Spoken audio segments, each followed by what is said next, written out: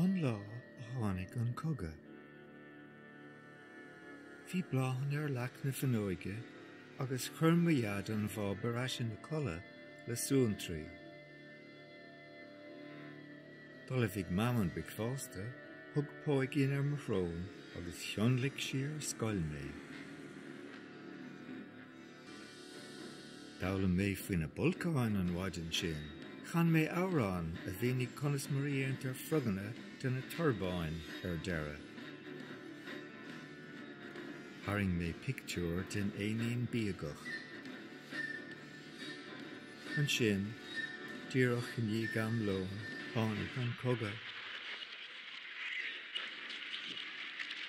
Itisach báire, há le fuain mar ché flochas sneachta agus turmáin tornaí. An sin, tháinig an tit is an tinne is an gló, nar hic mé ar chur bith. Chasna sé clós na scoile, bhfuil sé an múntóir san áid, bhain sé an díon den scoil agus rinne smionagar de mar chráid bhaile beag. Ní éitín chuirsíosaí dhéanamh ar ochrach dubh an tí in a míoch hónaí orm. Is féidir le mar rá áfach gur bhain an Cogadh an uile rud a díam, bhain an Cogadh an uile dhuine muintear a díam.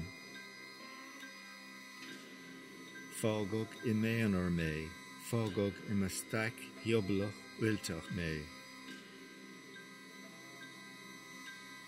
Rith mé le manan, chreasna mé páircin agus bóthir agus sléite sa bháisteach dheanach do chalach.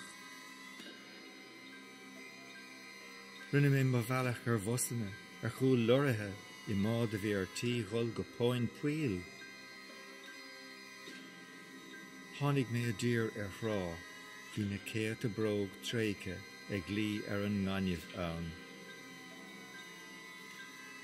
Rith mé go dtí nach féiting a hiileratha I dhéana, chris mé sreat boháin. Daim sé mé clúid in ar a plid hallach caite ann, agus doras bhí ag glugurnach sa gaí. Bhí an Cogadh tar éis mé leanúnta áfach, bhí sé taobh istigh de mar crackan, ar chúl mo huaile, agus neadathe I mo chuid eislingaí. Bhí graimige ar mo chrí. Hiúil mé is de hiúil mé onas go bhhéiting an Cogadh a ruaige uaim, agus teachtar an áit nachras smacht ar bith ag an Cogadh air. Ach bhí an Cogadh le sonrú sa bhealach inar flab na dóirse nuair a chaf mé an bótha, sa chuíon ar chastíní ar a sála in ionad banúglan. Tháinig mé cofada le scoil, bhreanna mé isteach tríd a bhuineog. Bhíidir a fálam faoin na buíochas, bhíidir a canna, agus bhí pictiúr den a héin á daringta có. Chua mé thar táirseach, bhí mo chuis céimeanna le tluistáil sa dorachla. Bhrúigh mé an doras ar oscailt, agus chas na leanaí mo ró, nuair a bháthas ar an múntóir méacáil áfach. Níl áit ar behan sugait, níl caithear le sporráil fiú, begart imacht a ríis. Is an sin a hiic mé, gur a tionachar an chugaigh le sonrú an seo chomá. Diompa mé ar mo háil agus dil mé ar an moháin. Daimsigh mé an flid sa chluid agus lig mé síos faoi. Bhí an chosúlach dán go raibh an Cogadh tar éis sealamh a chalacha ar an domhan agus ar an bobaline omláine. Flab an doras, cheap mé gur bhí an ghuí faoi deara, ach leabhar go an fáiste, seo huit ar sé, onas gur féidir le teacht ar scoil, bhí caithearan a láimhige.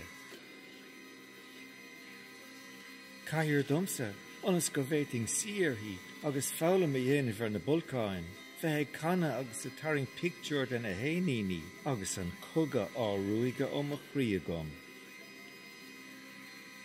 Sméid an buachalorm agus dúirtlumm gur thug a cháirde go léir a gcuid caithear go leo chomá, onas go bhhéadfach na páistí ar fad san áit sin dul ar scoil. Tháinig páiste I láthair ón Uile Bháin, agus shiúlamar le na chéile bhóthar a cathaíoracha gach taobh de. Bhí an Cogadh á bhrú siar a gcuing leis an Uile chéim a chlacamar chun tosaigh.